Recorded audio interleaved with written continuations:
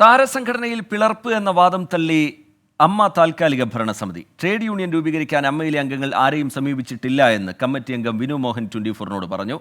അമ്മയ്ക്ക് ബദലായി trade union രൂപീകരിക്കുന്നത് സംഘടനയുടെ തകർച്ചയിലേക്ക് നയിക്കും എന്നാണ് വിലയിരുത്തൽ. ട്രേഡ് യൂണിയൻ രൂപീകരിക്കാൻ 20 അഭിനേതാക്കൾ തന്നെ സമീപിച്ചെന്ന ഫെഫ്ക ജനറൽ സെക്രട്ടറി ബി ഉണ്ണികൃഷ്ണന്റെ വെളിപ്പെടുത്തലാണ് വിവാദങ്ങൾക്ക് വഴിവെച്ചത്. താരങ്ങളുടെ പേരുകൾ ഉണ്ണികൃഷ്ണൻ പറഞ്ഞിരുന്നില്ല. എന്നാൽ ട്രേഡ് യൂണിയൻ ആശയത്തിന് പിന്നിൽ അമ്മയിലെ വിമത വിഭാഗം നേതാക്കൾ എന്നാണ് ലഭിക്കുന്ന വിവരം.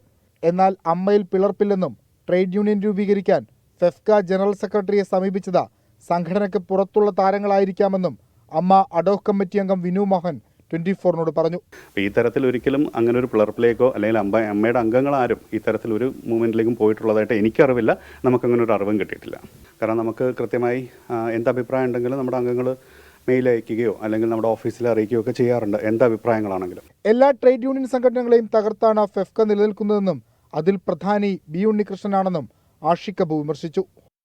ഈ ട്രേഡ് യൂണിയനുകൾ ഒരു ട്രേഡ് യൂണിയൻ മാത്രം പോരാ ഇവിടെ. അതാണ് ഞങ്ങൾ എല്ലാവരും എതിർക്കുന്നത്. ബാക്കിയുള്ള എല്ലാ ട്രേഡ് യൂണിയനുകളെയും തകർത്തുകൊണ്ടാണ് ഫെഫ്ക എന്ന് പറയുന്ന ഒരു സംഘടന നിലനിൽക്കുന്നത്. ഇപ്പോൾ അതിന്റെ പ്രധാന നേതാവ് ശ്രീ ബി ഉണ്ണികൃഷ്ണനാണ്. അമ്മയിലെ പ്രതിസന്ധികൾ മറികടക്കാൻ ജനറൽ ബോഡി യോഗം ഉടൻ ചേരും. പ്രശ്നങ്ങൾ പരിഹരിക്കപ്പെടുമെന്നും വിനു മോഹൻ വ്യക്തമാക്കി. നേതൃത്വം തള്ളുമ്പോഴും കൂടുതൽ അഭിനേതാക്കളെ ഒപ്പം നിർത്തി ട്രേഡ് യൂണിയൻ എന്ന ആശയം ശക്തമായി മുന്നോട്ട് കൊണ്ടുപോകാനാണ് വിമതരുടെ നീക്കം. 24 കൊച്ചി.